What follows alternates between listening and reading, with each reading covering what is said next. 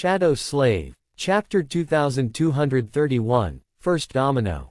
There was a low groan of breaking bone, and a powerful gust of scorching wind. Somewhere far away, a piece of the battlefield plummeted into the hollows. The world quaked. The King of Swords and the Queen of Worms were still locked in mortal battle, while their armies were still drowning in the flood of the abominable horrors that spilled from the dark depths. The situation was growing more desperate with each minute, and too many human lives were being wasted on the vile altar of war. The carnage was unimaginable. Sunny had manifested his sixth avatar, throwing it into the fight as well. Now, his mind was fully split in 8 parts, and 6 of them were actively participating in the mayhem. It was more mental strain that he had ever endured, and while each of the incarnations was like a dark herald of death, reaping a bloody harvest in the sea of abominations, he was slowly unraveling under the pressure. He had not unraveled yet, though, and he was not going to break any time soon. Or ever. Just die. One of his incarnations used a black tachi to behead a frenzied nightmare creature, sending its body barreling back into the fissure it had emerged from with a powerful kick. The bleeding corpse got caught in the tangle of scarlet vines, and a moment later, it was torn apart by the sharp thorns and digested by the rising jungle, perhaps to provide nutrients for more abominations to be born. Sunny. Cassie's voice sounded clearer than before, hinting that her powers were slowly returning. Sunny hoped that enough of her aspect had been released. Already, he desperately needed to know what was happening beyond Godgrave, because many things depended on it. Cassie did not disappoint. The loop is broken, Bastion has fallen. A vicious grin appeared on his face. Good, good. Jet, Effie, and Kai were the dagger they had prepared to stab the sovereigns in the back at the perfect moment, when Anvil and Ki Song were already committed to fighting each other and could not allow themselves to be distracted. They were meant to conquer the great citadels. Bastion, Ravenheart, Night Garden. The purpose of taking them was twofold. First, it would greatly weaken the sovereigns and diminish the power of their domains, something that Sunny and Neffys had to achieve if they were to stand a chance against them. Secondly, it would put all 4 great citadels, the Ivory Island included, under Neff's control as soon as she attained supremacy herself. After all, while becoming a supreme was the ultimate goal, that alone did not guarantee victory. A newly risen sovereign would still be weak when facing the vast, deeply established domains of the 2 supremes. Naturally, while conquering the great citadels had always been the plan, plans changed. In fact, at the level of machination Sunny and Cassie were perpetrating, there was no such thing as a concrete plan. Rather, there were only complicated webs of planned actions and contingencies that were only as effective as they were adaptable. Arnos. They had never anticipated the fall of the House of Night and Mordred's invasion of the Sword Domain, for example. Neither could they have anticipated Morgan's ingenious feat of locking herself and her brother in an improvised time loop. However, the web of their designs had proven adaptable enough to weather these unexpected factors, with some adjustments. One of these adjustments was the sacrifice of the cursed demon whom Nightmare had been lulling to sleep for almost a year. Sunny had wanted to use it against the sovereigns, but because of how insidious and sinister Mordred was, he ultimately placed it in Effie's Black Beast locket instead. Not only was it going to ensure that Bastion fell into their hands, it would also temporarily remove the wild card that was the Prince of Nothing from the board and prevent him from playing a meaningful role in the final confrontation against the sovereigns, most likely. Ah, I wish I saw the expression on his face. Sunny was smiling, but he felt cold inside. That was because the fall of Bastion signified something very important. It was the point of no return. Now that the time loop was broken, and the great citadel was torn from the fabric of the Sword Domain, countless mundane people living there had been rendered defenseless against the tyranny of the Nightmare spell. They were not in the throes of the first nightmare yet. Some time was needed for the infection to take hold, after all. Because of the loop created by Morgan, they would have lost the protection of the Sword Domain mere hours ago. By now, the entire mundane population of the city, people like Beth, would be slowly starting to feel a strange fatigue. Then, they would start feeling sleepy. And they would only be thrown into the nightmare after succumbing to sleep. That meant that Sunny and Nephis had some time, still, to defeat the sovereigns. More importantly, at least one of them had to attain supremacy in the process. Otherwise, even if they somehow emerged victorious from the battle, they would have to pay a terrible price for that triumph. The death toll would be staggering. It would be ruinous. But the number of awakened humans would explode exponentially, as well. That was why Sunny could not help but tremble while he forced a smile onto his face. This is our will. Who dares? And as if to aggravate his horror, Cassie's voice resounded once again in his head. Opening square bracket ... Ravenheart has fallen. And, only moments later, Night Garden has fallen. It was done. Sunny took a shaky breath, and then sent one of his incarnations through the shadows, emerging from them in the core of the vast sea of desperately fighting humans. It only took him a few moments to reach Nephis. She was fighting at the head of the drowning army, wreathed in radiant flames and surrounded by ash. With her silver hair, incandescent blade, and white wings, Nephis looked like an annihilating angel. The single gem of the crown of down shone with pure light on her forehead, resembling a third eye. The scorching heat had created an empty space around her, and the soldiers were dozens of meters back, battling the tide of abominations with dark resolve. The surface of the ancient bone was soaked with blood and littered with hideous corpses. Sunny lingered for a moment, and then said evenly, "It is done. And we can't wait anymore." Nephis glanced at him silently, then looked in the direction where Anvil and Kisong were fighting each other. Neither of the sovereigns was at the door's death yet, which was not a part of the plan. But too many people were dying. And Sunny and Nephis were wasting too much essence.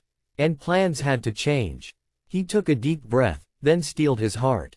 We must attack now. Here it was. The moment they had been waiting for, hoping for, and dreading, for so long. Their chance to conquer the world. Or die trying. Finally. Nephis remained expressionless for a few moments, white flames dancing in her eyes. Eventually, she turned away and looked up. Then we attack. Chapter 2232, Cold Front. Then we attack. There was nothing more to say. The time for words had run out. Nephs crouched slightly, and then shot into the sky. Surrounded by beautiful radiance, she was like a white star ascending into the tempestuous expanse of the stormy sky. The soldiers watched her flight with numb expressions, her pure light reflecting in their eyes. Far above, the ivory island moved. Its 7 chains rattled as the flying island dove into the storm of swords, weathering the fury of obliterating steel with indomitable stillness. Left alone on the ground, Sunny temporarily filled the emptiness left by Neph's departure. His fearsome onyx armor was already awash with blood, and more was added to the crimson coat as he cut down powerful nightmare creatures that threatened the core of the human army. But despite all his deadly grace and chilling strength, the Lord of Shadows was a poor substitute for Changing Star. His sword was just as ferocious as hers, true, and he could slay abominations just as well. However, he could not heal the wounds of the fallen soldiers, and he could bolster their faltering courage with hope either. But that was all right. Because Sunny had his own ways. Some distance away, the original incarnation of the Lord of Shadows, the dark swordsman wearing a fearsome mask, reached one of the wider fissures in the bone, a trail of death and destruction in his wake. His black odachi rose and fell, cleansed of all blood in one swift and fluid motion. Then, the serpentine blade rippled like a stream of liquid darkness. A moment later, it had already transformed into a long, tenebrous spear. Sunny looked past the slithering mass of scarlet vines, into the depths of the jagged fissure. He remained motionless for a moment, and then cast his spear down into the darkness. The spear let out a thunderous roar as it broke the sound barrier, falling into the depths of hollows. Its dark descent mirrored Neph's radiant ascent into the sky almost perfectly. By the time Nephis reached the ivory island, Serpent pierced the thick canopy of the scarlet jungle and hit the ground with a powerful explosion, a deep crater forming in the spot where it struck the ground. The jungle was like an inconceivable being that had awoken from deep slumber, teeming with abominable movement and life. Great pillars of intertwined vines were growing at unnatural speed to connect the depths to the surface like tendrils of fleshy tissue. Countless nightmare creatures were rushing to climb them, driven mad by the scent of human souls. Of course, the sudden explosion had not gone unnoticed. Many abominations veered from their paths, approaching the point of impact with frenzied snarls. What met them was a piercing, eerie chill flowing out of the deep crater. The pit itself was swirling with a strange white haze, and the air above it was so cold that drops of condensate water were falling down like rain. Tiny sparks were dancing in the pillars of light that poured through the broken dome of the hollows, glistening like precious jewels. These jewels were flakes of snow. As the eerie chill spread, turning infinitely more violent and tyrannical in a split second, the drops of rain turned into ice, and the white haze exploded from the crater, growing into a furious snowstorm. Then, a terrifying silhouette rose from the crater. It was a massive creature of an eerie and grotesque shape, made entirely from ice. The ice was inky and black, but the creature was full of color due to numerous flowers blooming on its surface, their petals an intense azure color. The contrast between the vibrant beauty of the flowers and the appalling body beneath was striking. Vast plumes of snow drifted from the flowers like pollen, shrouding the creature in a frosty haze. At the heart of the eerie abomination, barely visible through the ice, there was a small shadow that vaguely resembled human remains. It was Serpent, who had assumed the form of the corrupted tyrant, Winter Beast. Winter Beast, that vile horror. A long time ago, Sunny had lost his cohort to its profane power. Later, he returned to the frigid expanse of Antarctica and killed it. And now that he himself was a titan, Sunny could finally command that power for himself. Freeze, all of you. As a storm of swords was raging in the sky above Godgrave, a snowstorm suddenly consumed the dark depths of the hollows. Chilling winds blew with ferocious power, bending the ancient trees of the jungle to the ground. The streams and rivers turned to ice. Countless vermin were instantly annihilated, frozen solid by the unnatural cold, and shattered as they fell down. RAO Beta E section. A few of the vine bridges were frozen and snapped, as well. Those that were still rising slowed their growth, sapped of life. Countless nightmare creatures plummeted down, their roars drowning in the howling wind. Of course, the inhabitants of the abominable jungle could not be compared to the refugees of Falcon Scott and the brave soldiers of the 1st Evacuation Army. They were far more powerful, far more ancient, and far more resilient. Most of them were corrupted themselves, and far too many were of the great rank. Even exposed to the deathly cold of the winter beast's frigid domain, they did not succumb to its icy grasp. But they did not escape unscathed either. Enveloped by the wind and the swirling snow, the nightmare creatures were weakened, wounded, and slowed down. You have slain a. You have slain a. You have slain a. Distracted by the cacophonous litany of voices, Sunny silenced the handy bracelet. He had unleashed a frigid hell in the hollows, and the harvest of abominable lives Serpent was reaping was uncountable. And every life Serpent reaped sent a trickle of essence flowing into Sunny's soul due to its Soul Reaver ability. So, a torrent of essence drowned him like a flood, replenishing his spent reserves. Much more importantly, the soldiers desperately fighting for survival in the sweltering heat of Godgrave suddenly felt a wave of mercifully cold air wash over them, and saw billowing plumes of snow rising from the cracks in the bone plain. The flood of nightmare creatures that threatened to drown them did not exhaust itself, but it did grow less overwhelming. Fewer abominations were emerging from below, and those that did crawl to the surface seemed weakened, covered in ice and moving slowly. The pressure on the warriors of the two warring domains was alleviated somewhat, and they could finally breathe, at least for a moment.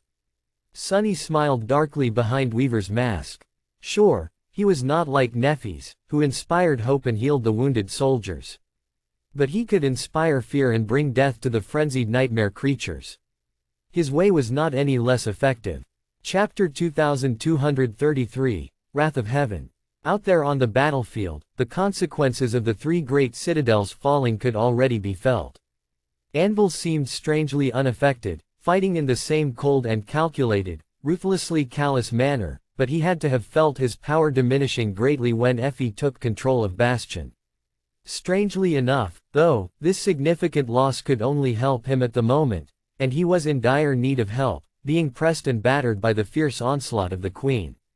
That was because the king only lost one great citade, while the queen lost two. So, while the sudden betrayal of the government saints did weaken both sovereigns, it actually served to narrow the gap between them, greatly improving Anvil's position. One could see the results already. The towering flesh golem containing the blood essence of the Qi Song staggered, allowing one of the king's swords to deal it a grievous wound. A strange wave spread through the sea of puppets, slowing them down for a few precious moments. Many fell, victim to the storm of flying swords as a result. Most importantly of all, the great fissure of the Dream Gate rippled, and then collapsed on itself, disappearing without a trace soon after. The torn fabric of reality slowly repaired itself. With the loss of Night Garden, the queen had lost the component that allowed her to connect two areas of the dream realm, as well. Therefore, not only did the power of her domain weaken greatly, but its presence in Godgrave was also severely diminished. Anvil did not waste any time, pressing his temporary advantage and bombarding Qi Song with a maelstrom of devastating attacks, almost as if he had been ready for the sudden reversal. Her titanic flesh golem, which had seemed indestructible, was slowly coming undone under the barrage of merciless attacks. It was being destroyed faster than she could repair it. And yet, their battle did not turn any tamer. If anything, it only grew more calamitous. If before the sovereigns seemed to be holding back some of their power to defend themselves, then they focused on pure aggression now. The puppets and the flying swords discarded all caution to destroy the enemy, too. The fractured bone plane quaked and groaned, more pieces of it collapsing into the snowstorm raging in the hollows. The entire battlefield seemed to be swaying on the verge of collapse. It could not continue for much longer. And it didn't. Because, at that moment, the battered ivory island revealed itself from the storm of swords directly above where Anvil and Qi Song were fighting. And then, in the rattle of chains, came the crushing. An invisible force descended upon the shattered battlefield, flattening the rising tendrils of the abominable jungle and pressing the queen's puppets into the ground.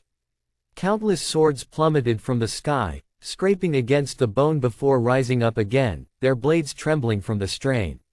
For a few moments, the calamitous battle seemed to have frozen.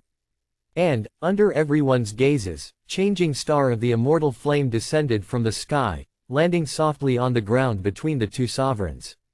With her silver hair dancing in the air, she folded her white wings and lowered her incandescent sword. Her clear voice rang above the ravaged battlefield. Rana BS. Stop this madness. Stop this madness. Nephis spoke these words, knowing that they were meaningless. The sovereigns would not listen, and she did not want them to listen. All she wanted was to kill them. How could she not, after waiting for a chance to slay her abusers for all these years? For all her life. And it had not been an easy one, that life of hers. From the broken dreams of her childhood to the blood-soaked battlefield of her adulthood, Nephis had always been driven by a singular, uncompromising desire. To conquer the nightmare spell and destroy it, to obliterate, decimate, and bring it to ruin. Not because she was a noble hero, but simply because she loathed it. Nephis was consumed by hatred, shaped by it. She was no hero. And yet, she had to pretend to be one. Because no one could survive the ruthless world of the nightmare spell alone. She needed the support and faith of those who believed in her to destroy it, just as much as they needed her, and she needed to obliterate those who stood in her way. That was why the sovereigns had to die. Not because they had ruined her family and haunted her childhood nightmares like monsters, but simply because they were inept. They might have been great and brilliant once, but they had lost their way. One did not exclude the other, though. Today, she was going to remove an obstacle on the path to fulfilling her ardent desire. And she was also going to have her revenge. Looking at them, the proud king in his vermilion cloak, the queen hiding inside her grotesque golem, Nephis could feel it. A roaring flame igniting in her soul, drowning her mind, and engulfing her heart. The flame of wrath, the flame of hatred. Scorching, overwhelming, impossible to deny. And so, telling them to stop felt like torture, because Nephis wanted nothing more than to carve their souls and bodies with her sword. These ghouls, she had endured tolerating their existence for too long. Today, they were going to die. Her will was absolute. Looking at her, Anvil suddenly let out a low chuckle. And what if we don't stop, Nefis? She looked at him, lingered for a moment, and then pointed her sword at him. Then, I will stop you. There was more she had to say, an entire speech, in fact, that Cassie and Sunny had prepared far in advance. A clever argument that listed all the crimes the sovereigns had committed, advocated for the safety of the awakened soldiers, hammered down the senselessness of a civil war, and painted a rosy picture of the future. For everyone interested to hear. But Nefis could not wait anymore. She had waited for too long, already. Words were cheap, anyway. Her actions would speak louder. Anvil looked at her silently, then asked in a cold voice. Is it really wise, to point a sword that I myself forged at me? With that, her sword, the Kinslayer, suddenly moved on its own. Flying from her hand, it rushed to Anvil and turned to point at her own chest, hovering above his shoulder. Just as expected, Nefis smiled as she dismissed it. If you insist, I'll kill you with a better sword, forged by a better smith. She summoned the blessing. Chapter 2234, Darkness Falls. Far away, one of Sunny's incarnations was sitting on the steps of the nameless temple. The small camp the soldiers sent to him by the Sword Army had built was empty now. They had been recalled and left for Vanishing Lake to participate in the clandestine attack on the Lesser Crossing stronghold, which never took place, in the end. By now, they were out there on the battlefield, trying to survive in the cataclysm caused by the sovereigns. Many of them were probably dead, torn apart or turned into puppets. The nameless temple was eerily quiet. Sunny had spent a long time alone here, but he usually had the company of his shadows. Saint, fiend, serpent, nightmare, they were on the battlefield too, helping him hold back the tide of abominations. He felt strangely lonesome despite the sleeping army of great nightmare creatures hidden in the darkness behind him, and the invisible presence of the temple guardian. Of course, his solitude was not destined to last. His shadow sense spread far and wide, encompassing the dark expanse of the Shadow Realm's fragment. That was why he could already feel it, the ragged force of the Song soldiers approaching him from the north. And their commanders, of course. Lonesome Howl, Death Singer. He could not sense Silent Stalker, though, which meant that she was already somewhere close, aiming her arrows at him. Sunny did not move. Finally, the soldiers entered the empty camp, shivering as the eerie silence enveloped them. The daughters of Ki Song were the first to reach the dark edifice of the temple. They stopped, staring at him with tense expressions. In the end, it was Lonesome Howl who spoke. Lord of Shadows, we meet again. Her voice was boisterous, but he could feel a hint of fear hidden deep within it. Sunny tilted his head a little. You were sent to take the nameless temple, then. She smiled. Sure. It's a bit funny, though, oxymoron, or what have you. Your citadel is called the Nameless Temple, that's its name. So it's not very nameless, is it? He hesitated for a moment, amused. Perhaps. So, tell me, what's the logic? Last time, I beat 13 of you. Now there's only 3. Are you that impatient to die? Lonesome Howl's smile faltered for a moment, then brightened again. Ah, but most of you is far away. So, I like our chances. Her bravado was ruined by Death Singer, though, who chose that exact moment to yell. Death. Oh, death. We're all going to die. I sense it. Sunny stared at her for a moment, smiling, then shook his head. Well, naturally. Everyone dies one day. Only the void is everlasting, so, I guess you are right. Death Singer fell silent and looked back at him with wide eyes. I'm right. Me. Can you repeat that, Sir Lord of Shadows? Louder. With that, she turned her head and glanced at Lonesome Howl vindictively. Sunny chuckled. Sorry to disappoint, though. You're not dying today. It was time. The Nameless Temple had long accumulated enough essence to travel, and the stage was set for the Lord of Shadows to make his entrance. As Sunny rose to his feet, he saw the daughters of Ki Song, and the soldiers behind them, flinch. He smiled behind the visor of his helmet. Oh, but you might become orphans. With that, he activated the component of his citadel and envisioned the calamitous battlefield. As the warriors of Song watched him warily, readying themselves for the lethal battle against the terrifying Saint of Godgrave. The ancient edifice of the Dark Temple turned hard to focus on. And then, they were suddenly blinded by bright light. Arg! Lonesome Howl raised a hand to cover her eyes and swayed. A wave of familiar heat washed over her. When she could see again, an expression of shock appeared on her face. The nameless temple was gone, as if it had never existed at all. And with it, the unnatural darkness that veiled this entire region of Godgrave had disappeared as well.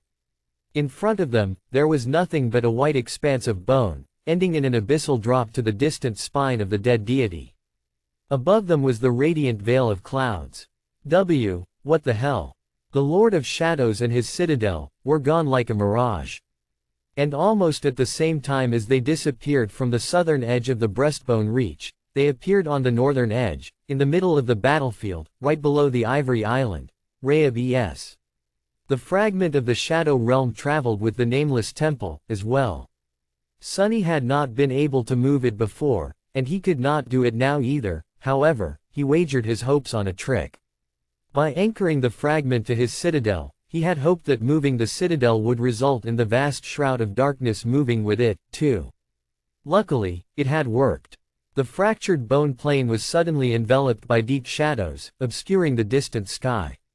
The shadows swallowed it all: the shattered bone, the scarlet jungle, the sea of puppets, the storm of swords, the flood of nightmare creatures, and the drowning army. And the sovereigns, as well. Now, their trap was complete. Serpent was raging below the sovereigns, hidden in the heart of a profane snowstorm. The Ivory Island hung in the sky above them, pressing the two into the ground with the obliterating power of the crushing. The fragment of Shadow Realm was all around them. As a piece of a divine domain, albeit one belonging to a dead god, it possessed a power of its own, and that power was suppressing the domains of the two supremes. And they had lost a lot of that power already, both during the war and when the three great citadels were stolen from them. There was the Nameless Temple itself, too, its invisible guardian, and the great nightmare creatures slumbering in the cool darkness of its great hall. Sunny and Neffys had done all they could to give themselves a chance to defeat the king and the queen, to vanquish the sovereigns. Now, all they could do was fight. Standing on the steps of the Nameless Temple, no more than a dozen meters away, Sunny looked at Anvil with cold arrogance.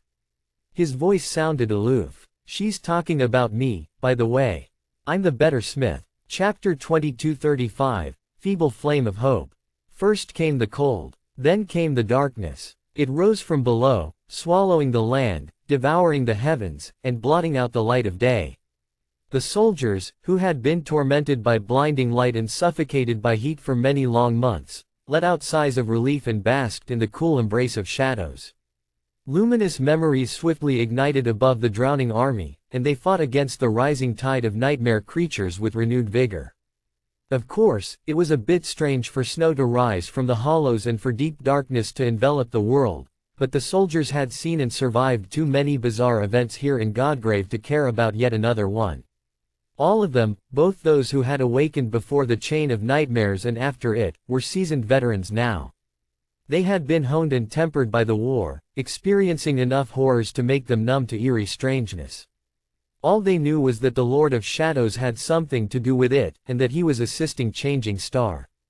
Changing Star herself was out there, far away in the distance, standing between the king and the queen. Her radiant figure was like a pure white beacon in the ocean of darkness, and although few could hear her speak, everyone understood what she was doing, attempting to do. She was trying to stop the mad battle between the two sovereigns to spare the dying soldiers and save them all.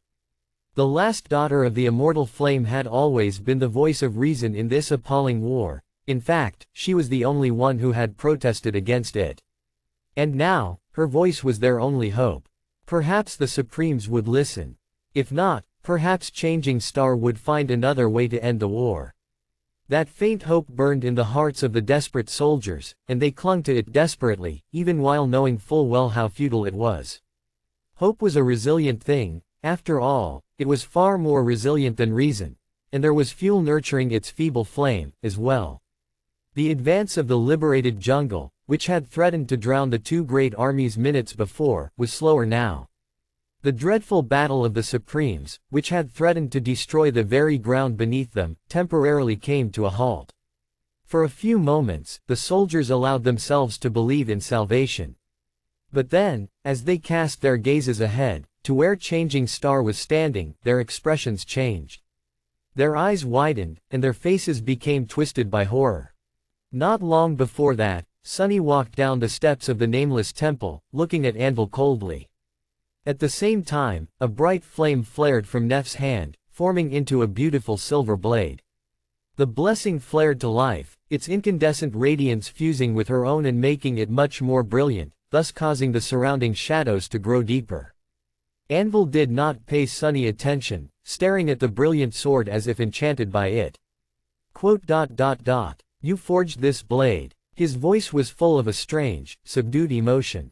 As Sunny walked down the steps, his incarnations rose from the shadows behind him. 1, 2, 3, eventually, 7 identical figures in fearsome black armor stepped onto the weathered bone. R-Alpha O Grave B. 7 cold voices resounded like a choir, fusing in an eerie harmony. Yes. No. A quiet laugh resounded above the fractured battlefield, and 6 incarnations of the Lord of Shadows suddenly turned into 6 rivers of pure darkness, flowing into the 7th. As they were absorbed by it, his usually subtle presence grew impossible to ignore, brimming with a cold and sinister power. The darkness, which had seemed impenetrable before, turned even deeper and more unfathomable. As the shadows wrapped themselves around him, Sunny smiled behind Weaver's mask. Having been scattered around the dream realm for so long, he had missed the feeling of being embraced by his shadows. He had grown tired of not being able to enjoy his true power. Now that he enjoyed the familiar boon of being augmented by his invaluable helpers, the future seemed a little brighter. I am not going to enjoy killing you, King of Swords. Anvil stared at the blessing for a few more moments, then turned to Sunny. No, you won't. His next words were addressed to Nephis. So, are you really going to challenge me as a mere saint, girl? How bold, how brave, how misguided. Nephis regarded him calmly, brilliant radiance burning under her skin. Her voice crackled with the furious roaring of an annihilating flame. You're just a sovereign. Anvil chuckled. At the same time, the flesh golem moved, and every puppet on the vast battlefield simultaneously turned their heads, all staring at Nephis with empty eyes. The nearest of them opened its monstrous mouth and spoke, its voice resounding above the fractured plain. A moment later, another dead abomination continued, their hollow, inhuman voices brimming with chilling amusement. Ah, I am feeling ignored. Don't you have any words to spare for me, as well, little Nephis? Neph shifted her gaze and looked at the grotesque flesh golem, white flames dancing in her eyes. Her tone did not change. You should have killed me a long time ago. Now, it's too late. With that, she spread her white wings and prepared to attack. The crushing was pressing the sovereigns into the ground, but it was sparing her and Sunny. Controlling it with such precision was not easy, and would not be possible for much longer, but in that short time, the physical power of their terrifying enemies would be severely diminished. Sunny and Nephis had to use that time to if not kill, then at least gravely wound the sovereigns. However, fate had other plans in store. As Sunny reached into the shadows, shaping them into a weapon, Anvil raised his sword. His voice was cold and even. If you want to face me, girl, face me yourself. Don't rely on toys. With that, the cursed blade hissed, cutting the air. Sunny wanted to dodge, but the strike was not aimed at him. Neither was it aimed at Nephis. Instead, Anvil seemed to be cutting the sky. And something in the sky was severed. Looking up, Sunny could not help but flinch. How? His hand trembled. Out there, in the sky, the Ivory Island was falling. Chapter 2236, Heir of Peace. The Ivory Tower, Tower of Hope, had been built by the Demon of Desire, and became her prison later. Of course, a prison capable of containing a demon could not have been fragile. The great pagoda and the island it stood upon had weathered Hope's 1,000 years of imprisonment, the doom-worn, and countless years of desolation that followed. So, even Anvil of Valor was not powerful enough to destroy it. And he didn't. Instead, he cut the very concept that held the ivory island in the air, temporarily throwing the sorcery that allowed it to fly into disarray. The island plummeted down, its massive shape tilting as the 7 torn chains rattled loudly. The placid lake resting on its surface spilled over the edge, forming a vast waterfall. The bones of the dragon that lay curled around the great pagoda moved, tearing the ground. Far away, the soldiers were terrified by the sight of the symbol of their hope falling from the sky. Sunny's eyes widened. Crap! The massive island was falling, and the nameless temple was situated directly below it. The shadows stirred, ready to arrest the island's fall. Sunny had stopped a walking mountain once, for a few moments, and he was much stronger now. And yet, he was not sure that he would be able to stop the falling mass of the flying citadel. The ivory island did not crash into the nameless temple, though. Before it could, an invisible presence rose above the dark edifice and barred its path, causing the entire island to shudder and chase course. It veered to the side, tilting, and hit the bone plain heavily hundreds of meters away. The battlefield trembled. The world quaked. The ancient bone crumbled. Countless tons of shattered bone plummeted into the billowing clouds of snow, and a massive hole formed in the ground where the ivory island struck it. The island itself crashed through the fractured plain, pulling more of the battlefield crumbling down with it, and sank into the cold darkness of the hollows. Soon enough, it disappeared from view, leaving a jagged chasm many kilometers across on the surface of the breastbone reach. Everything inside was obscured by snow, but a few moments later, another terrifying impact shook the world as the flying island broke the canopy of the abominable jungle and collided with the ground. The snow was pushed into the dark sky, and a lone figure was revealed on the edge of the vast chasm, rising unsteadily from the shattered bone. It was a slender young man with porcelain skin and attractive features, wearing a black mantle and a dazed expression. He was Master Sunless, the charming enchanter whom Changing Star had brought to Godgrave as a memory purveyor of the Fire Keepers. Her infamous lover. Anvil looked at him with disdain, then glanced at his adopted daughter. I'll take this toy from you, as well. To help you rid yourself of unnecessary distractions. Before Nephis could even move, one of his 7 dreadful swords shot forward with terrifying speed. It moved so swiftly, and with such daunting power, that space itself seemed to rip around its chillingly sharp blade. The sword reached its victim in the blink of an eye, poised to pierce the delicate master and turn his body into a cloud of crimson haze. But instead, something that even the King of Sword could not have expected happened, causing both sovereigns to halt. The dazed enchanter raised his arm in a seemingly unhurried fashion, and caught the dreadful blade with his bare hand.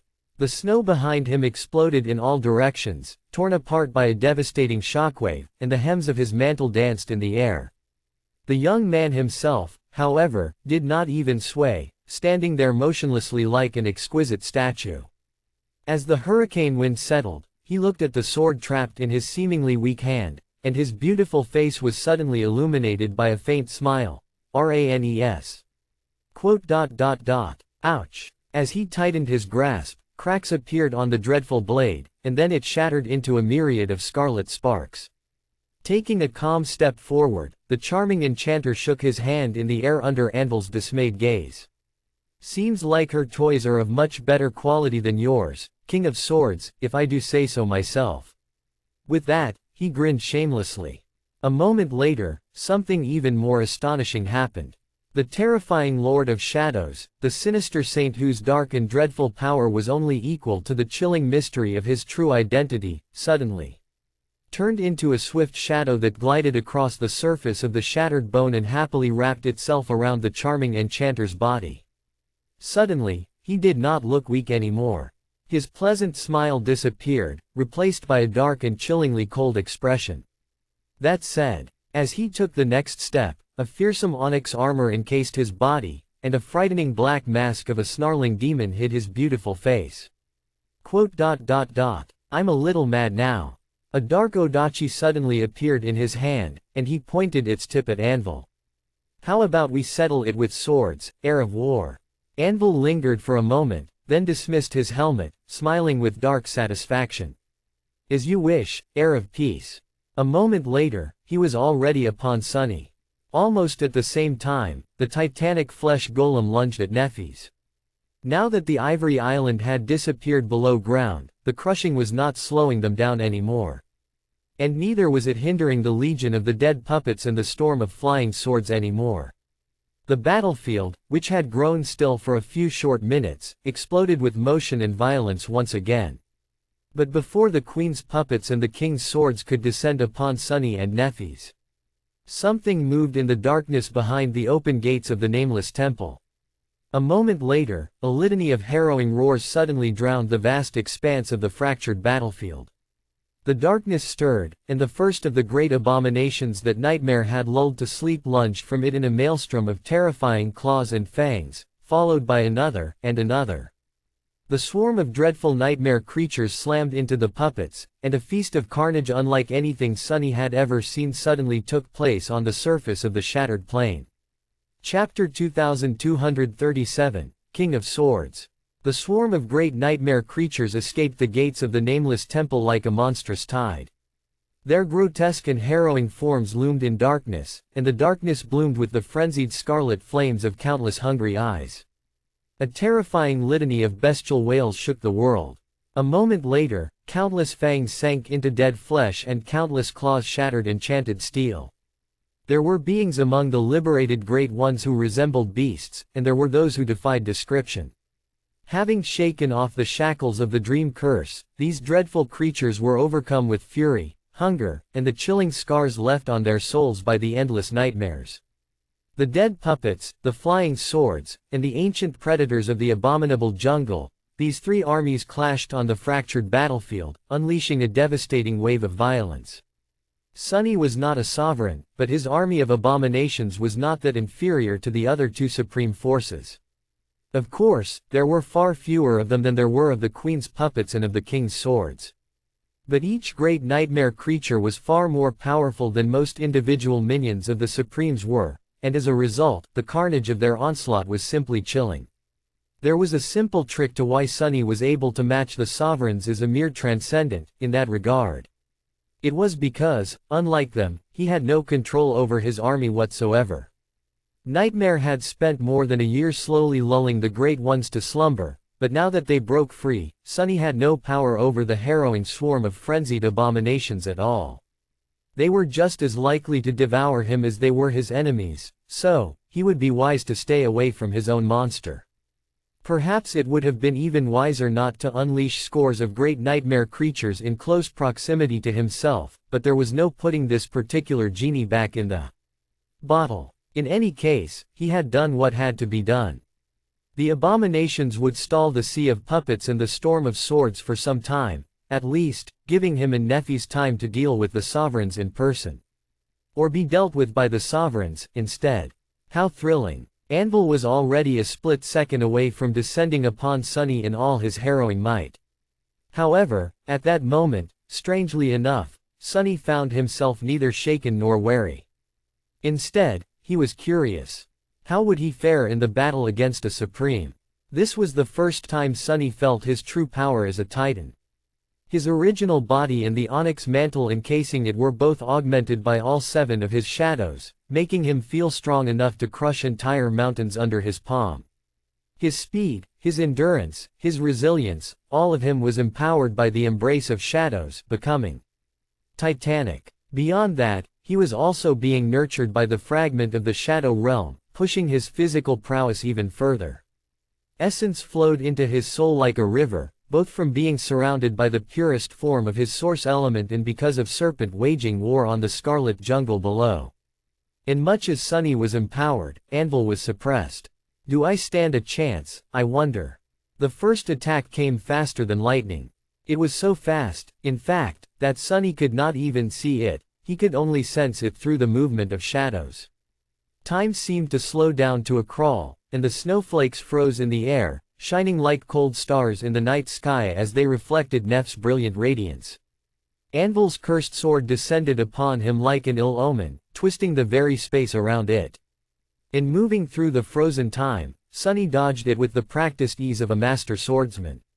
Sidestepping the attack, he pushed himself forward.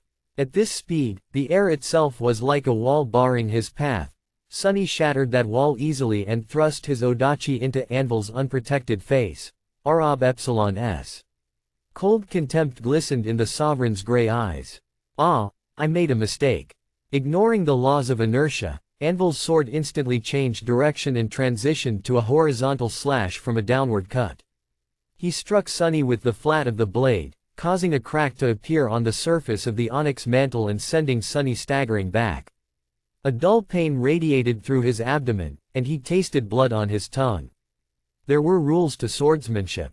The footwork, the human anatomy, the application of force. However, Anvil commanded a force that broke all the rules, refusing to obey any law that had not been made by him. He could control metal itself, and therefore, his sword could move in any direction he wanted, at any speed. His body was encased in a suit of steel armor as well, and therefore, observing his footwork was of no use. Let me show you swordsmanship, worm. Hearing Anvil's indifferent voice, Sunny smiled faintly. Crap. In the next moment, a barrage of attacks descended upon him like a steel storm. There were too many of them to count, and each carried the devastating power of a supreme. Anvil's assault was inescapable and tyrannical, as if the sky itself was falling upon Sunny. The cursed sword the king held in his hands was the most vicious, but the 6 blades levitating around him were no less deadly. The shattered bone cracked under Sunny's boots as he evaded and dodged, then exploded a moment later when the cuts aimed for his body bit into it with obliterating force. Sunny's black odachi deflected a few strikes and blocked a few more, then was cut cleanly and crumbled into a stream of shadows. A new sword appeared in his hand almost instantly, then, 4 more arms were formed from shadows, each grasping its own blade. He survived the barrage of attacks, somehow, realizing with a shudder that the eternity of murderous steel he weathered only lasted for a heartbeat. And that there was one last wave of attacks he could not escape. His blades were broken, and his shadow hands were severed. The cursed sword flew toward him, with nothing to stop it from piercing his heart. Just before it pierced him, though, Sunny simply dissolved into the shadows and stepped out of them behind Anvil, delivering a crushing blow to the sovereign's back. What is it with this guy and calling all his enemies worms? Sunny grinned behind Weaver's mask. How about I show you swordsmanship, instead?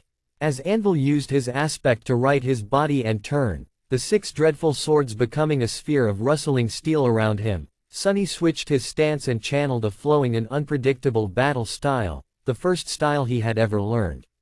The style Nephis had inherited from Broken Sword, and he inherited from her. Anvil's eyes darkened. Chapter 2238, Unassailable. Anvil of Valor was perhaps the most brilliant warrior of his generation, the most brilliant warrior of those who were still alive, at least. He had been born and bred to be the epitome of martial prowess, spent decades fighting bloody battles on countless battlefields, led glorious conquests of numerous vast regions of the Dream Realm, and solidified the rule of the great clan Valor over the world with his sword and his hammer. In some sense, he was the personification of the 2nd generation. He was powerful, he was fearsome, he was tyrannical and domineering.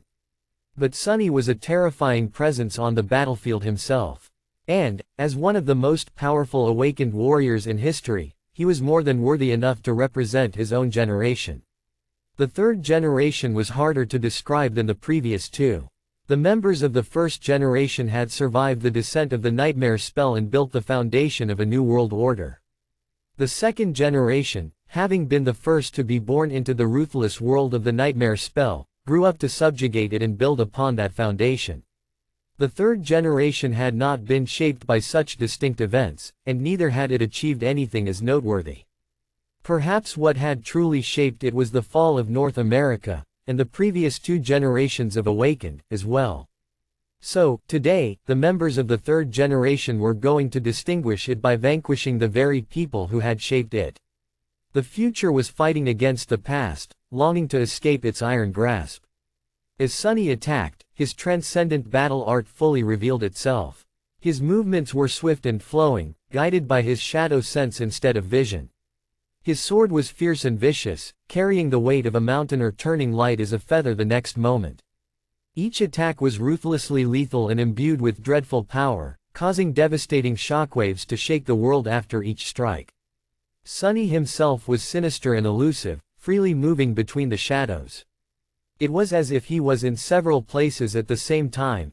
Even if he wasn't, the shadows themselves moved and flowed, turning tangible and deadly at times. Sadly, the manifested shadows could not compare with his titanic power, and were easily destroyed by Anvil without managing to even slow him down. Anvil was stronger, faster, more resilient. But not by much. Sunny grinned as he felt it. Sure, he was inferior to the tyrannical sovereign in terms of raw physical power, but the gap between them was not that vast. It was quite narrow, in fact. As if the true advantage the Supremes possessed lay mostly in their connection to their domains, and since the Shadow Realm fragment was suppressing that connection, Anvil was devoid of his usual strength. And yet, despite being narrow, the gap seemed impossible to bridge. Damn it, every single one of Sunny's strikes was either blocked, deflected, or calmly evaded.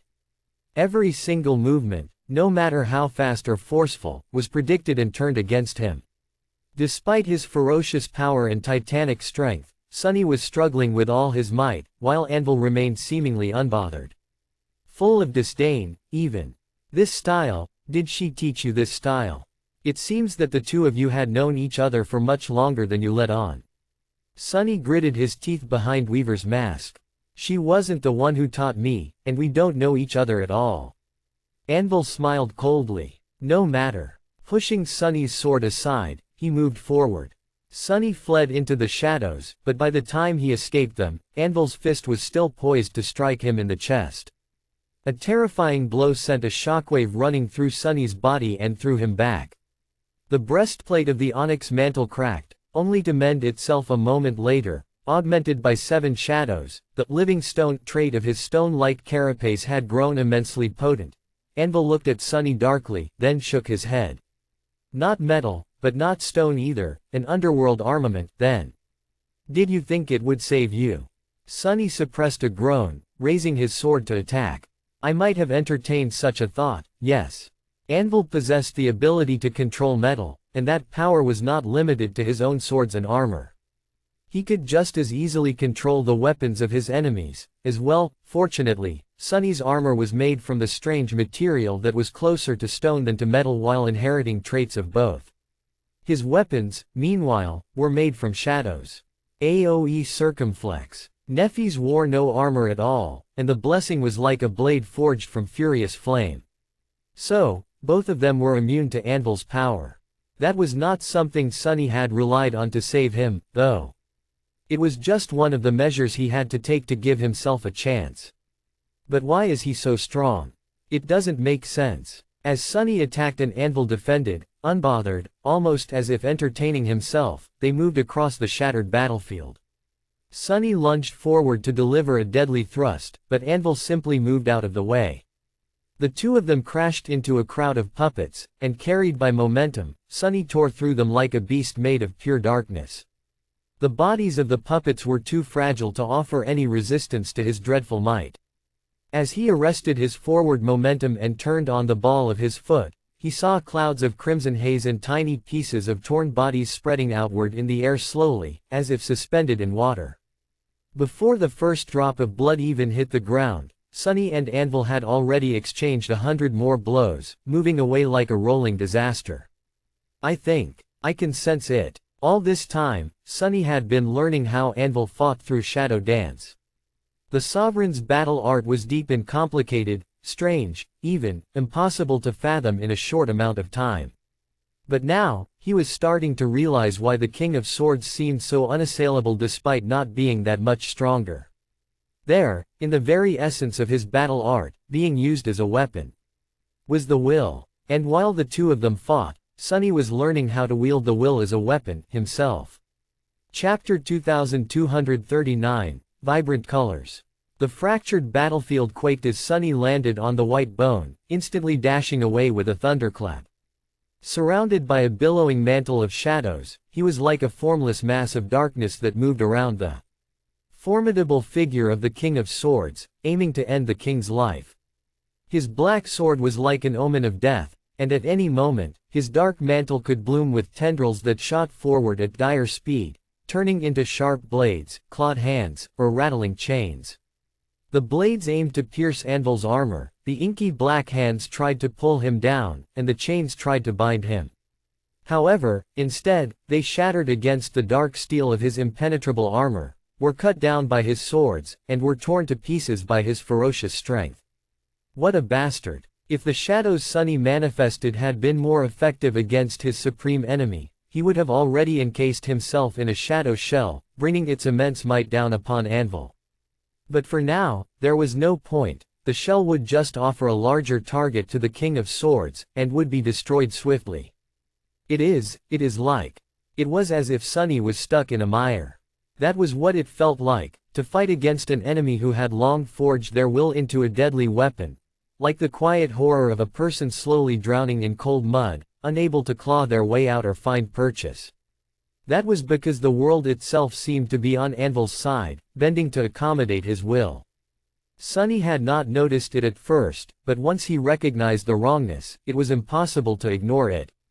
The effect was subtle, but unmistakable, turning the king's swords sharper while Sunny's weapons became duller, making the king's armor more durable while Sunny's armor became more fragile, helping the king strike true every time while Sunny always seemed to miss his target by a hair's breadth. The will. Sunny possessed the will, too, and wasn't completely unfamiliar with wielding it. He even tried to unleash it against Anvil's will, hoping to bend the world back into shape, not even to favor him, but simply to remain neutral. However, he felt like an infant trying to overpower an adult. The distance between them was too vast. He could sense it, too, what Anvil was doing, and yet, Sunny had no words and no concepts to describe or understand what he was sensing. It was as if he was a blind person who had somehow managed to fathom what colors were, while Anvil could mix the colors to paint a vibrant, beautiful picture with his brush. Sunny felt bad. Sunny felt indignant. Why did he have to feel like he was drowning while experiencing his full power for the first time? Ah, it's driving me mad. The world was suddenly consumed by blinding radiance as Neffys unleashed a roaring torrent of white flame some distance away. Sunny could not spare any attention to observe her battle against the queen, but he did catch glimpses of it from time to time. Neffys had already assumed her transcendent form, appearing like a spirit of light in the deep darkness of the Shadow Realm fragment. Her pure radiance spread far and wide, illuminating the dark sea of puppets and the rustling storm of swords above. Her beautiful figure was dwarfed by the gargantuan flesh golem, though, moving in the air as she dodged the devastating attacks of the queen. From a distance, it looked like a human was chasing a shining firefly across a dark abyss. However, that firefly had a vicious bite, searing the eerie creature with blinding rays of incandescent light, each of them hundreds of meters in length. The incandescent rays were soul flame channeled through the blessing, condensed and shaped by its radiant blade. They cut and burned the flesh golem at the same time, perhaps even evaporating some of the river of blood that flowed with the hideous creature. But then again, the queen's vessel was not that hideous anymore. As she fought, it continued to change and shift, assuming a more human form. The towering being still looked like a monster born from a feverish nightmare, but it also possessed an eerie, chilling kind of grace now, moving across the fractured battlefield with a ferocious and merciless sense of purpose. The wounds dealt to her by Neff's flame were erased in mere seconds, not leaving even a trace. The other dead titans had broken free by then, too.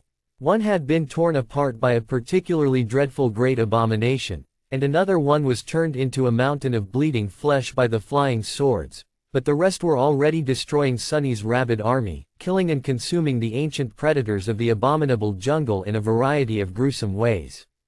We are all holding back. Even as his armor broke and repaired itself, as he was assaulting Anvil like a whirlwind of deadly darkness, Sunny knew that the four of them had not gone all out yet. They were probing each other, for now, learning the ways of their enemy. Sunny was benefiting from this short introduction the most, because Shadow Dance allowed him a unique insight into Anvil, into learning the way a sovereign fought. What a sovereign was. But it wasn't going to last much longer. Because he could see it, already. Anvil was growing bored. Even though it wounded his pride and sent shivers running down his spine, Sunny saw that his enemy had only tolerated their battle in hopes of experiencing something amusing. But his hope was slowly being crushed by the lack of challenge Sunny offered. It was disheartening to see. So, what was the point of holding back? The bone plane shuddered as the head of an enormous serpent suddenly revealed itself above the vast chasm. At the same time as it appeared, a tenebrous steed suddenly rose from the shadows behind Anvil, biting down with adamantine fangs, while a graceful knight in intricate onyx armor stepped out of the darkness in front of him, bringing down her black sword on his head. Considering Anvil's power over metal, Sunny entrusted Fiend with another, equally important task: defending Rain against the abominable jungle. Saint and Nightmare, however, were enough to give Anvil pause. And that pause was enough for Serpent to turn into a black Odachi, landing into Sunny's hand a moment later. He was learning to wield the will from Anvil. But that did not mean that he could not cheat. Slaying Blade ability description. When in its soul weapon form, Soul Serpent embodies the death aspect of Shadow God. As such, it ignores the will of greater beings. As his shadows held the Sovereign in place, Sunny took a step forward and brought his Odachi down in a downward slash, the power of his strike causing the air itself to part in a towering rift. Chapter 2240, Flawless Blade. Sunny's sword parted the air, creating a wind blade dozens of meters tall. It slammed into the surface of the weathered bone with a thunderous roar, sending a cloud of debris flying up. However, the wind blade was a mere side effect of the black Odachi falling upon Anvil. Held in place by Nightmare and Saint, he had nowhere to escape. Two of his 7 swords bounced off Saint's shield, creating a breach in the sphere of rustling steel. Sunny's sword plummeted into that breach, and for a moment, he allowed himself to believe that it would strike down a sovereign. No, not really. Taught by countless bitter experiences, Sunny knew that victory never came so easy. And indeed, against all reason, Anvil managed to survive. At the last moment, he shook off Nightmare, sent Saint staggered back, and turned his torso. As a result, the black Odachi failed to end his life. It did, however, bite into his breastplate. Anvil's dark armor seemed impregnable before, but this time, it was actually breached. The glancing blow did not penetrate deep, but Sunny felt it cutting flesh. As his sword scraped against the surface of the ancient bone, a drop of blood fell off its serpentine blade. Anvil took a few steps back and looked down, at the long cut on his armor. A moment later, the black metal repaired itself, but the shallow laceration beneath remained. Looking up, he studied Sunny for a few moments, then smiled coldly. "You actually made me bleed. No one else has managed in a decade." Sunny smiled behind Weaver's mask, hiding his discomfort. "Bleeding? Bah, how pedestrian." The King of Swords chuckled. "That sword of yours is curious, too. Soul serpents are supposed to have gone extinct thousands of years ago, and yet here it is, the last survivor of its species. I wonder how the Nightmare spell preserved it." Sunny, Saint, and Nightmare surrounded Anvil from 3 sides, but he did not seem concerned. Instead, he looked almost elated. "You are not as big of a disappointment as I thought." His cold voice turned darker then, sending a chill running down Sunny's spine. "You still have to die, though." Sunny smiled darkly. "Oh, why, pray tell." Dismissing 4 of his 7 swords so that only 3 remained, Anvil lingered for a few moments, then said evenly. "Because you are a threat to my greatest masterpiece, of course." With that, something changed subtly about the world. In the next moment, Sunny gasped. 2 of Anvil's swords shot at Saint and Nightmare, while the Sovereign himself was suddenly near Sunny. His cursed blade lashed out, bypassing the black Odachi and piercing the onyx mantle. Ra's. A flash of pain washed over Sunny's right arm. Anvil avoided his counterattack with chilling ease and looked at him coldly. "I spent decades forging that sword, you know." Sunny dove into the shadows, but Anvil's sword reached him in their dark embrace, as well, gifting him another wave of blinding pain. Rolling out of the shadows, Sunny staggered to his feet and raised his Odachi in a desperate attempt to defend himself. "Crazy bastard, you are not talking about Nephi's, are you?" The corner of Anvil's mouth moved slightly. Who else? I will admit, I was late to realize her potential, but after she returned from the second nightmare alive, I saw it clearly. It was like a revelation. Everything fell into place, and I knew what I had been waiting for all these years. Sunny was suddenly overcome by an insatiable desire to rip that man apart. He had only been aiming to kill Anvil before, but now, he wanted to kill him slowly, and viscerally, with his bare hands. But Anvil did not give Sunny a chance to bask in that fury, battering Serpent aside and leaving a deep cut on his left shoulder. The cursed blade scraped against the bone, making Sunny growl in pain. In hindsight, it was me who had tempered her into the flawless blade that she became. From a lost little girl to the radiant star she is now, it was me who had shaped her, sharpened her, guided her. It was me who had forged Changing Star into what she is today. Sunny was too appalled to process every word Anvil was speaking, so he simply tried to stop the next blow. However, Anvil simply crushed his block, leaving a deep gouge on his right thigh. And now, finally, the perfect sword I forged is close to being complete. It is just that you, disgusting thing, are blemishing its blade. But that is all right. A small stain can be easily removed. Sunny let out a stifled scream as Anvil's blade bit into his side. And at the same time, he realized something important. He's completely insane. The King of Sword had always been reserved and taciturn, so it was hard to see. But his severe and cold personality went beyond simple strangeness. What hid behind it was true, utter madness. Sunny did not know if it was the result of becoming supreme or simply Anvil's own mental disfigurement, but his enemy was far removed from sanity. Sunny also understood something else. It was that Anvil truly did not care about anything, including winning this battle. All he cared about was creating a flawless sword, or a flawless being that was no different from a sword, it seemed. So, in a perverse way, he even hoped to lose. Because after failing to forge his own children into perfect weapons, he had fixated on Nephis, the daughter of Smile of Heaven, as his best and last hope of creating a flawless sword. He had said that Nephis was almost complete, which meant that she had not proven herself flawless yet. There was one last act that remained for her to achieve completion, in his twisted mind. The act of killing him, no doubt. He's completely insane and suicidal. And all of it was the result of Anvil's debilitating flaw. A chilling, but reasonable conclusion of his ruthless pursuit to rid himself of all attachments. A lot of things that seemed odd before suddenly made sense. Sunny groaned mentally. That's great, but, sadly enough, Sunny himself was not part of Anvil's plan to give Nephis one last, deadly trial, whether she could prove herself worthy and survive or not. In fact, as far as the King of Swords was concerned, Sunny stood in his way, marring the pure beauty of the nearly flawless blade with his vile presence. So, Sunny had to be purged. Staggering back, he forced out a pale smile. Your Majesty, King Anvil, I want to say something. You are clearly, definitely not a complete damn lunatic. Chapter 2241, Fleeting Star. After listening to Anvil reveal the depths of his madness, something inside Sunny switched, or maybe snapped. He was not sure. There was a line that could not be crossed, and hearing the King of Swords boast about brutalizing an innocent child, Nephis, as if it was some kind of crowning achievement, had crossed the line for Sunny. A storm of emotions raging in his heart settled, and a swarm of thoughts weighing on his mind was quelled.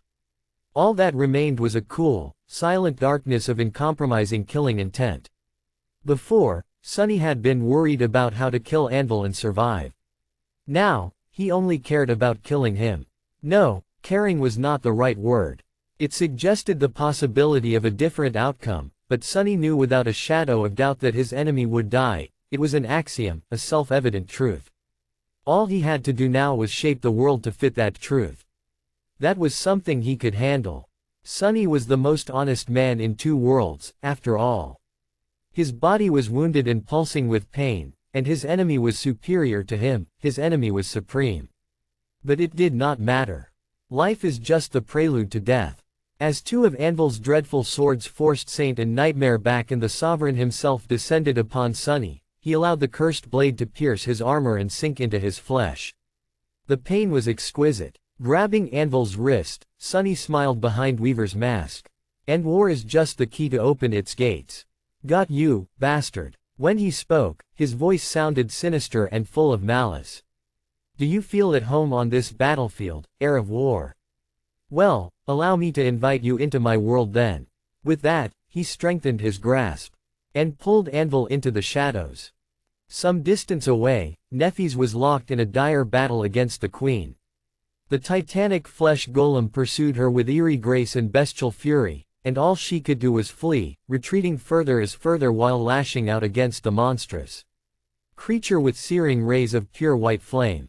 The blessing was complementing her aspect flawlessly. Now that she had assumed the form of the radiant spirit, her bound sword seemed to be forged from pure light as well. Just like Nephis herself was augmented by the titanic power of her soul flame, its incandescent blade was augmented by the white flames too. In fact, it benefited from their ferocious power even more due to the flame conduit trait. The very same trait allowed Nephis to channel her fire through the blessed blade, condensing it into incinerating rays that span hundreds of meters in length. That was how she was able to contend against the towering flesh golem despite being much smaller, and that was how she had managed to deal it grievous wounds. Sadly, those wounds simply healed a few moments after being dealt. The scorched flesh was discarded, and the cut tissue was repaired. The queen never slowed down, never faltered, and never let up her fearsome assault. Nephis raised her sword once more. Her world was stark and pure, devoid of all distractions. There was only her and her enemy, everything else was washed away by pain. The harrowing agony of her flaw was familiar, but the pain of having her body and soul ravaged by the talons of the flesh golem was new. Nephis was able to move incredibly swiftly in the radiant spirit form, soaring through the carnage of swords as she circled the queen and evaded her obliterating attacks, but she had not managed to evade all of them. Usually, she would have been able to heal any wound dealt to her, and this partial transcendent form of hers was more or less immune to physical attacks, anyway. However, every time the queen managed to strike Nephis, there were gruesome marks left on her body and on her soul, on her very spirit, perhaps. As if she was being cut not simply by the queen's talons, but also by her will. Nos. It hurts. But pain was just pain. More importantly, Nephis was overcome by suffocating wrath because of how powerless she was in the face of Qi Song.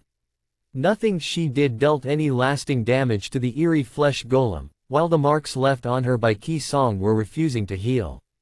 She was losing. Some distance away, Sunny seemed to be slowly succumbing under the steel storm unleashed by Anvil, too. Further still, the two great armies were slowly melting in the flood of abominations. The snow still swirled in the fissures of the ancient bone, but the shadow that had summoned it was already gone, having turned into a serpentine sword. The jungle was yet to recover, but it would shake off the frigid frost soon. The great nightmare creatures that had escaped from the nameless temple were dying. Time was running out for Neph's defiant rebellion, and for the great armies as well, perhaps. She could feel it, even through the pain. The flames of their hope, which burned brighter and brighter still the deeper countless soldiers fell into the dark, dreadful abyss of despair. There is no point in holding back anymore. Nephis poured her flames into the blessing once again and swung her incandescent sword, unleashing a blinding jet of condensed flame from its blade. The white ray stretched high into the dark sky and then fell, leaving a deep wound on the queen's titanic body. Using the momentary lull in the barrage of attacks, Nephis dashed away, flying high above the fractured battlefield. She had almost reached the edge of the massive chasm that had been caused by the Ivory Islands' fall when the queen caught her. Nephis twisted and summoned a devastating explosion, using the shockwave to slow down the flesh golem's attack. However, its enormous hand still reached her, the sharp talons tearing her flaming body apart. A flower of white flame in the dark sky as fire leaked from her gruesome wounds like blood. Suppressing a scream, Nephis forcefully contained the fire and coalesced her torn form back into its previous shape, then used her momentum to circle around the queen. Before the flesh golem could turn, she delivered another cut, this one aimed at the ankle of the titanic creature. Fall. The ray of light sliced cleanly through the queen's leg. The wound would heal itself moments later, no doubt, but for the moment, the flesh golem had lost its balance. And as Nephis dashed forward, using herself as the epicenter of a violent explosion, another shockwave slammed into the titanic creature, sending it stumbling over the edge of the chasm, into the billowing white veil of swirling snow. As the queen plummeted into the depths of the hollows, Nephis hovered above the chasm, shining like a radiant star in the boundless darkness of the vast starless sky. Then, she aimed the blade of the blessing down, and ignited her soul. Chapter 2242, Shining Depths. As Nephis felt the indescribable agony of her soul cores shattering and the ocean of flame contained within them escaping like an incinerating white inferno, she opened her mouth to scream. However, what escaped it was not a scream, but a thunderous melody of true names being evoked by a shaper to bend the world to her will. The true name of fire, the true name of destruction. Her own true name, as well. The name of changing star, the star of ruin. And the name of the queen. Ravensong. A brilliant star suddenly ignited in the dark sky above the snowy chasm. It was so bright and pure that even the soldiers in the distance could not help but turn their heads and look, her light reflecting in their frightened eyes. Then, a pillar of flame escaped the blade of the blessing and plummeted into the vast expanse of swirling snow, burning a hole in it. The snow melted into water, the water evaporated, and the steam was overheated, turning into plasma. The air itself was burned away, creating an area of absolute vacuum. All of it happened in an instant. Then, the pillar of flame disappeared, extinguished by the darkness, and for a moment, everything was still. And then, it was as if a sun was born under the fractured battlefield. Suddenly, the billowing cloud of snow veiling the depths of the vast chasm shone with beautiful white light. The same soft light rose from the countless jagged cracks that marred the surface of the shattered bone plane, chasing away the darkness. The hollows became a source of pure radiance. It was as the dark depths of Godgrave had somehow switched places with its blinding sky, with light pouring from below and darkness looming far above. Everything was still for a brief moment, and in that moment, the soft radiance pouring from the cracks in the ancient bone gradually turned more intense, and then more intense still, until it was almost violently bright. The world shuddered. A terrifying roar rose into the sky, making the awakened soldiers stumble and press their hands against their ears. The nightmare creatures faltered. The swirling snow was instantly obliterated, and towering walls of white flame shot from the jagged cracks into the black sky. The bone itself was blackened, entire swaths of it plummeting into the white inferno below. The abominable jungle, which had been frozen by the lethal snowstorm, was now set aflame and turned to ash. The great vertical bridges of twisting vines all collapsed into whirlwinds of embers, and countless nightmare creatures perished in the explosion, either annihilated by the obliterating shockwave or burned to death by ferocious flames. By the time the world stopped quaking, the hollows were a radiant hell of white fire and incandescent embers. The snow was replaced by swirling ash, which rained down from above. Smoke veiled everything in sight. And from that smoke, something rose, stretching its tendrils toward a small, radiant star burning in the black sky. Sunny had carried a corrupted titan through the shadows once. The weight of its vile soul had been both crushing and immense. But the weight of Anvil's soul was simply unbearable. Or rather, his soul seemed immovable. And yet, Sunny did move it. In that moment, for a moment, his will tramped that of a supreme, perhaps because he had caught the King of Swords by surprise. As the two of them submerged into the embrace of shadows, though, Sunny did something that he had never done before, and had never been capable of doing before. ANDES. Instead of stepping through the shadows while carrying another living being to emerge from them someplace else, he simply pulled both Anvil and himself into the familiar cold darkness.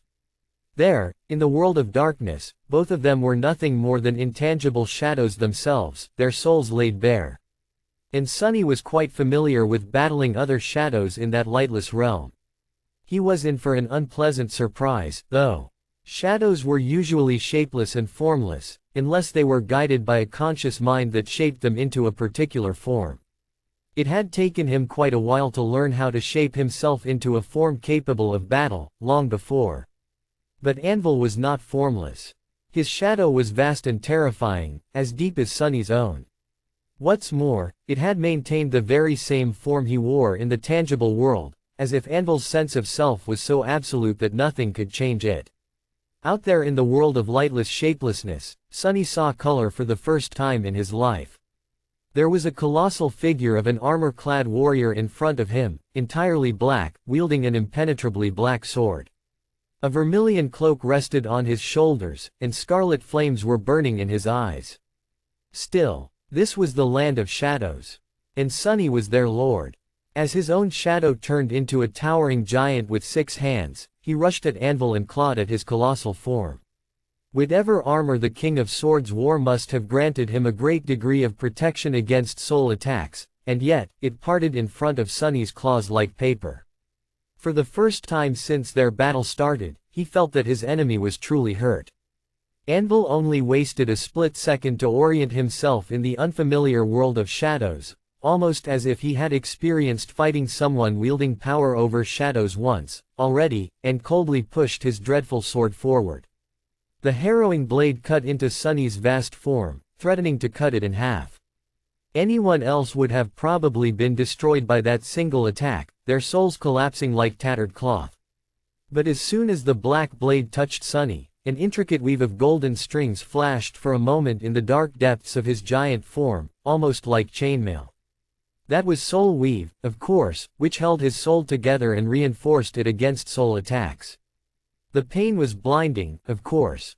Anvil's sword had been slowed by soul weave, preventing it from cutting Sunny in two, but it did not stop the cursed blade altogether. But in the next moment, his towering form simply parted in front of the sharp edge, allowing it to pass through him without dealing any damage whatsoever. He was not obliged to maintain the same form, after all. In fact, the very concept of shape was merely a crutch here in the embrace of shadows. The 6-armed giant collapsed, turning into a formless mass that enveloped Anvil like a shroud. Countless clawed hands protruded from its surface, and countless fanged maws opened on it, ripping the sovereign's soul to shreds. Anvil did not allow Sunny to attack him unpunished, of course.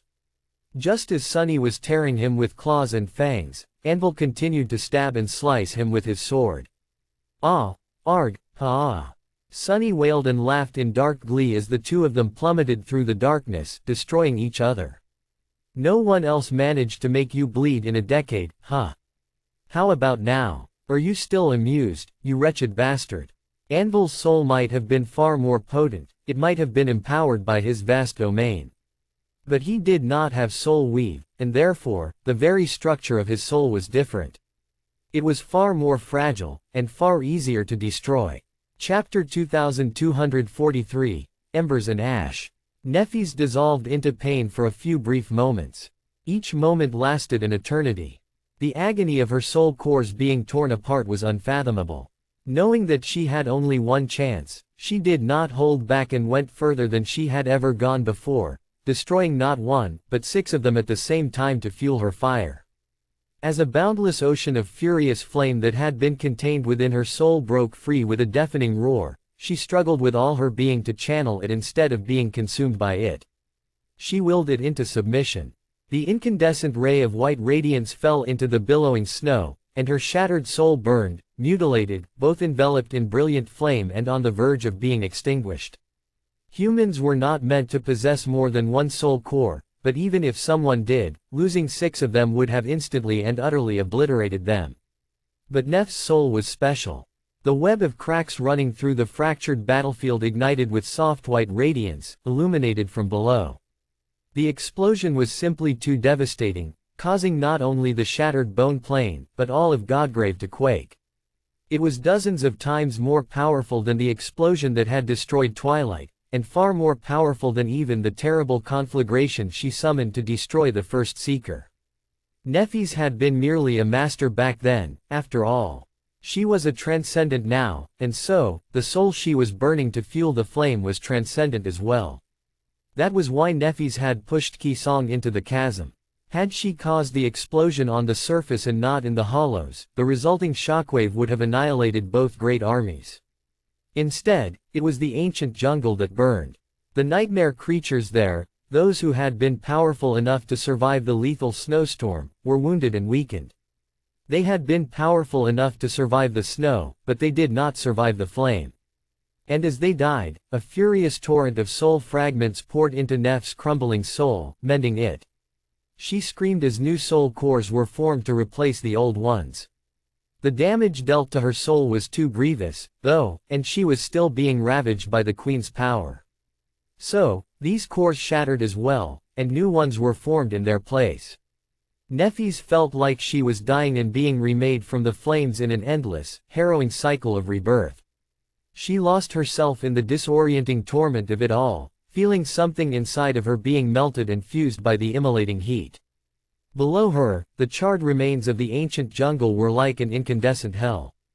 Black smoke veiled the vast chasm, glowing with angry white light. It seemed like nothing could have survived down there. Surely, Kisong would have perished, Ra knew os. But even as Neffis felt that brittle hope, she knew that she had failed. Because the spell had never whispered into her ear, announcing the death of the Queen. So, when colossal tendrils of smoke rose to catch her, Neffis was not surprised. Just, resentful. Still reeling and overcome by agony, she dodged and fell from the sky, landing on the surface of the ancient bone gracelessly.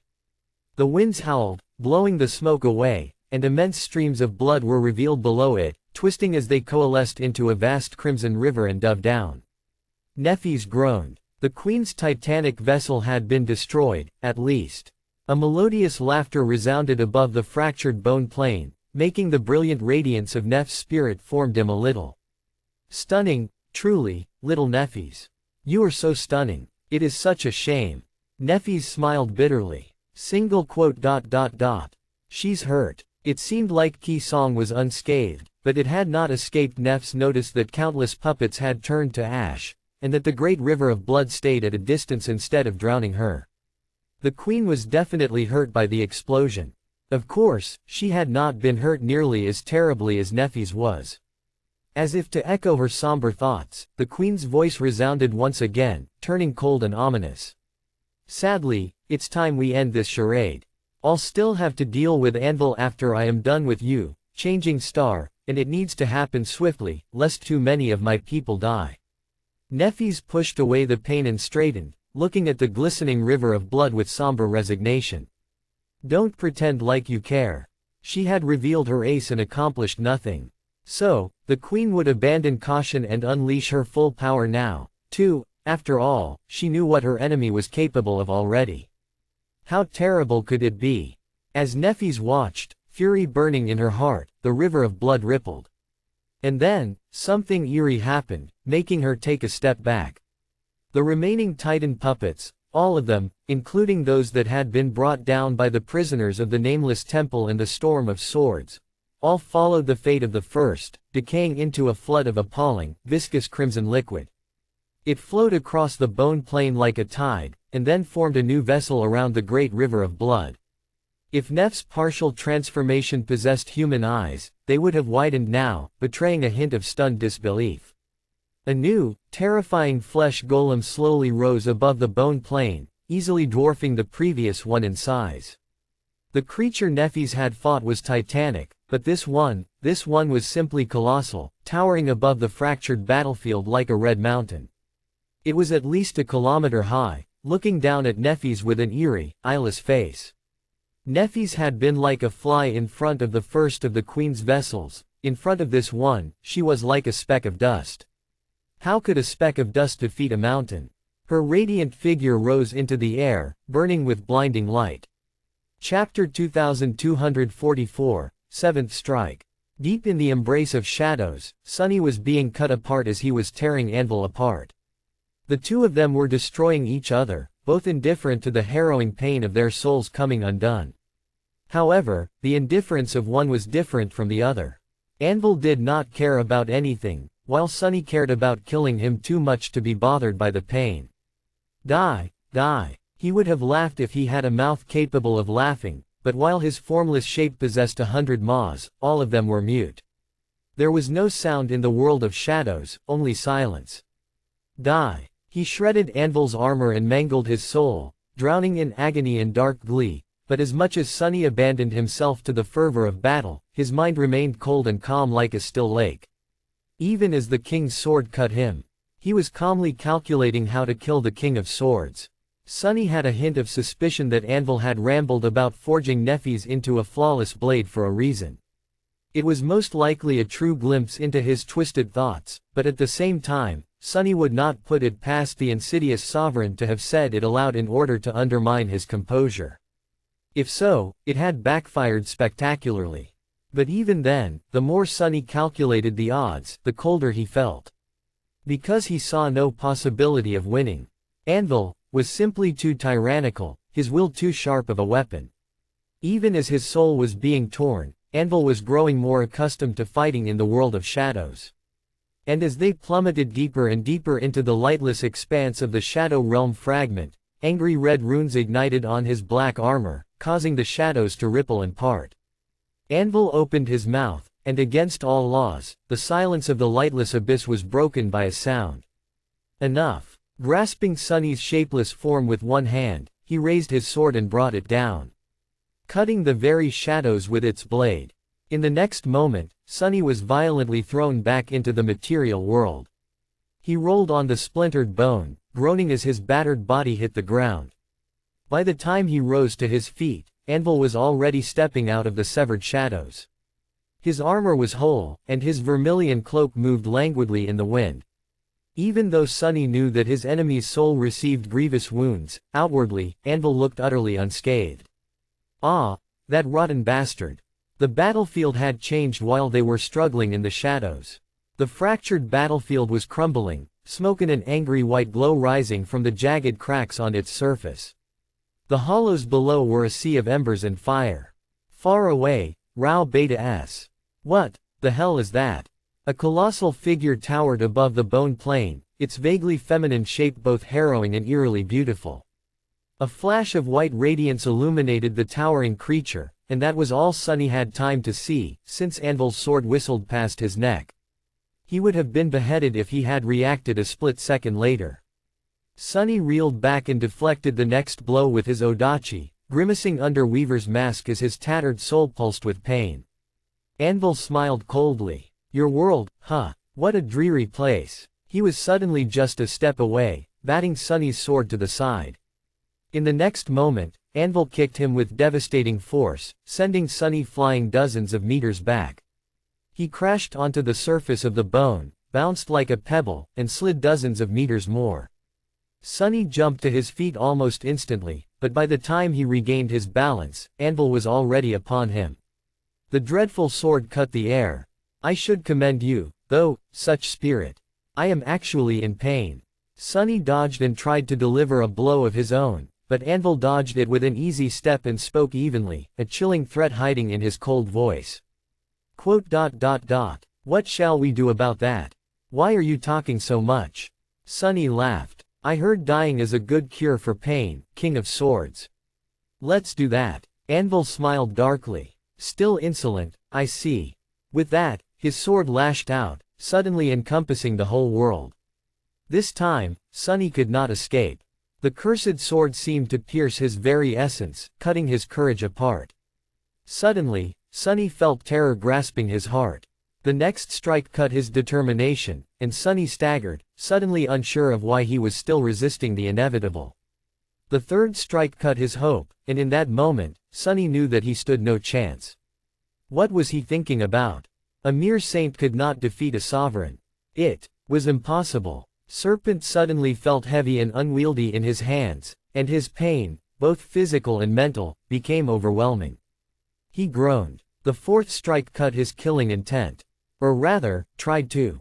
Instead, the cursed blade came to a screeching halt and bounced back, failing to destroy its target. Full of terror, hesitation, and hopelessness, Sunny took an unsteady step and looked up at the towering figure of the king. His hands trembled, and yet, he forced himself to smile despite the dread, doubt, and despair that had conquered his heart. I'll kill him. I must kill him. I must. His shaking voice escaped from behind the fearsome mask. Are you ready to die? Was he ready? Anvil shook his head. How stubborn. The fifth strike cut space itself. What? The space was suddenly warped. It seemed like even Anvil could not destroy the Shadow Realm fragment, but being the inventive craftsman that he was, he found a way to displace a part of it. There was darkness behind them, and there was darkness in front of them, but in the space where Sunny and Anvil stood, the harsh radiance of the overcast sky poured from above, and the familiar heat enveloped them like a suffocating veil. Sunny was blinded by the light. He was also robbed of the power that had been bestowed upon him by the Shadow Realm fragment, and lost connection to the source element that nourished him. The sixth strike was quite mundane, piercing his abdomen and throwing Sunny to his knees. Pulling his sword back, Anvil looked down at him with a cold expression and said in an indifferent tone, "Rest in peace, Lord of Shadows." The cursed blade fell down. Chapter 2245, Council of Despair. The cursed sword fell down, its inescapable blade shining in the blinding light. Sunny was kneeling in front of Anvil, looking up. His black mask was baring its fangs in a fearsome snarl, but beneath it, he was pale and terrified. In his eyes, the thin edge of Anvil's sword seemed as vast as the sky, obscuring the whole world. He was gruesomely wounded and weak, his hands trembling, fear consuming his dazed mind. He could not move, he could not breathe. There was no escape. There was no point in trying to escape, anyway. He was defeated, and so, all he could do was surrender. He wanted to surrender. Had he not struggled enough? Every step he had taken was an arduous struggle. Every battle he had won was a tortuous trial. He was tired, terrified, and in pain, just like he had always been. It had all been so hard, so painful, so lonesome. He was erased from the world and forgotten by everyone. He was lost. There was no salvation from Anvil's blade, but the blade itself offered salvation. A sad and somber kind of salvation, but salvation nonetheless, an end to all his pain and all his fear, as well as everything else. Sunny had no hope left. Let's give up, Sunny. He looked at the falling sword meekly, ready to accept his end. And then, he raised his hand and caught the cursed blade, stopping a short distance away from his neck. Sunny's hand trembled. The sword trembled as well, and as Anvil pushed it down, the steel blade easily cut the onyx gauntlet, mangling the flesh beneath and becoming smeared in blood.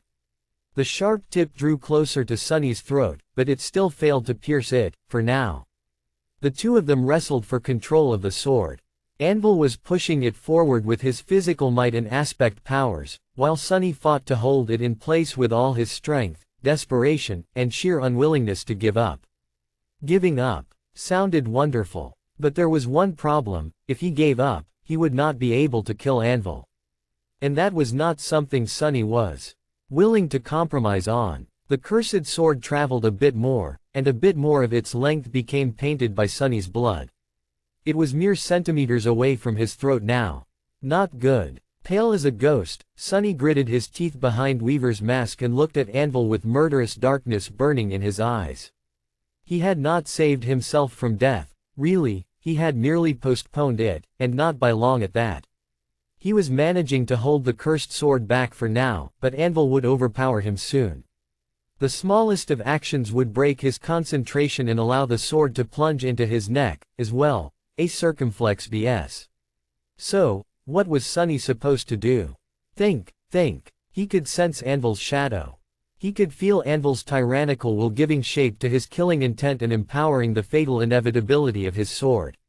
Summoning death upon Sunny. The will, the sword, what came first? What was the true weapon? No, was there even a distinction between the two? Or were they inseparable? Were they one and the same? As Sunny drowned in powerlessness and pain, as he was being consumed by a singular and overwhelming desire, a hint of a vague understanding suddenly dawned upon him. His eyes narrowed slowly. Far away, Nephis was hopelessly outmatched in the battle against the colossal vessel of the Queen. The titanic creature was too vast to be hurt by her flames, the burns they left on its flesh were too small to deal any lasting damage, and the cuts were too shallow to do any real harm. Even these shallow cuts healed in mere moments, leaving no trace behind. At the same time, she was deeply infected by the Queen's power. Nephis could heal herself, while Ki Song could aggravate any wound. Their powers had been locked in a stalemate before, but by now, Nephis was too outmatched, too grievously injured. And so her soul continued to rot and crumble a little faster than it was being cleansed and repaired. Her suffering was unbearable, and her defeat was inevitable. Deep in her heart, Nephis knew that she could not survive. It was impossible. She was thinking of assuming her full transcendent form, but there was no point. Even if Nephis unleashed herself, she would not be able to harm the colossal vessel terribly enough to destroy it, and it was dangerous for her, as well. There was a reason why Nephis only ever used her partial transformation, and it was that she was afraid of losing herself forever in the furious flames of her true form, of never being able to become human again. She would have still done it, of course, if she saw that there was a chance. If that could have helped her survive. Ah! The colossal creature moved irrationally fast for its prodigious size. There was both something regal and something bestial about her ferocious onslaught. The queen's titanic hand reached toward Nephis, creating a hurricane with the pressure of its passing. Nephis evaded the immense talons, this time, but she could not avoid them forever. Sooner or later, she would be caught, crushed, and extinguished. There was nowhere for her escape. All she could do was fall. No, no, she refused. Her soul continued to crumble and mend itself, continued to rot and be cleansed by the searing flames. Nephis wanted to scream, but she had no voice. Her vision was turning blurry. Far away, the Lord of Shadows was pierced by Anvil's sword and fell to his knees. The king raised his cursed blade, ready to strike down. No, the great armies were drowning in the flood of abominations. Her soldiers were dying, the flames of their brittle hopes disappearing in the sea of encroaching darkness. They longed to survive, but were met with the cold embrace of death instead. No. Overcome by pain, Nephis felt ready to succumb to despair. It was then that her radiant gaze turned to the dark sky. She hesitated for a moment, and then her figure blazed with blinding radiance. Abandoning her futile attempts to wound the queen, Nephis flew up. Up and up past the towering figure of the queen's vessel, into the darkness of the rustling swords. And beyond it, rising high above the battlefield, Nephis left the veil of shadows and escaped into the brilliant light of the cruel sky. The eternal veil of radiant clouds was just above her. Spreading her wings, Nephis continued to rise. The clouds welcomed her like a lost daughter. The end. Your feedback is appreciated. If you enjoy